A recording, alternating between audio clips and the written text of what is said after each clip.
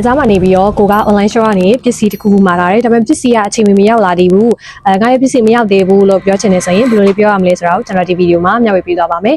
ပထမအဆုံးအနေနဲ့ပစ္စည်းမရောက်သေးဘူးလို့ပြောချင်လို့ရှိရင်တော့ I order hasn't arrived yet လို့ပြောလို့ရပါတယ်ဒါဆိုရင်သူတို့တွေကပြန်ပြီးတော့စစ်ဆေးဖို့အတွက် order ID data တွေပြန်တောင်းလိမ့်မယ်ပေါ့နော်အဲ့ဒီချိန်ကျရင်ပေးပြီးသွားလို့ရှိရင်တော့သူတို့စီကနောက်ထပ်ပြန်ကြားရမယ်စကားလေးကတော့ is out for delivery လို့ပြောပါလိမ့်မယ်နော်ဒါဆိုရင် delivery အတွက်လမ်းမှာရောက်နေပါပြီ delivery ပို့လိုက်ပါပြီအဲ့လိုပုံစံလေးပေါ့နော်အဲ့တော့ကိုကဟုတ်ပြီအဲ့ချိန်မှာ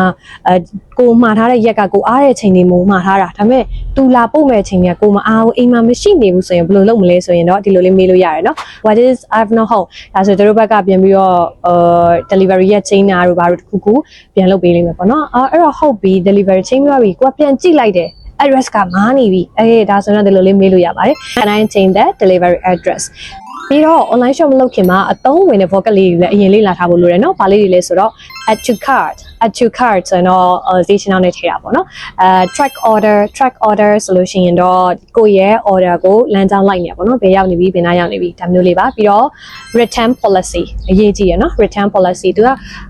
ကိုယ် return ပြန်လုပ်လို့ရှိရင်ဘယ်လိုစီးမြင်ရှိရလဲ။ကိုယ့်ဘက်က delivery ကခံရမှာလားဘယ်လိုလဲပါလဲအဲ့လို policy လေးတွေလည်းဖတ်တင်ပါတယ်။နောက်တစ်ခုက refund ဆိုလို့ရှိရင်တော့ပစ္စည်းပြန်လဲပေးတာပေါ့ပစ္စည်းပြက်လို့ပဲဖြစ်ဖြစ်တစ်ခုခုပေါ့နော်ချိုးရင်းချက်ပါတယ်ဆိုရင်ပြန်လဲပေးလားမလဲပေးလားဒါမျိုးတွေလည်းသိထားတင်ပါတယ် okay အဲ့တော့ online shop ဝယ်ရဲဆိုရင်တော့ပို့ပြီးတော့စိတ်အေးရပြီလို့တော့ထင်တယ်ကိုဘယ် website တွေဘယ် page တွေကနေအဝင်များလဲဆိုတာကိုလည်း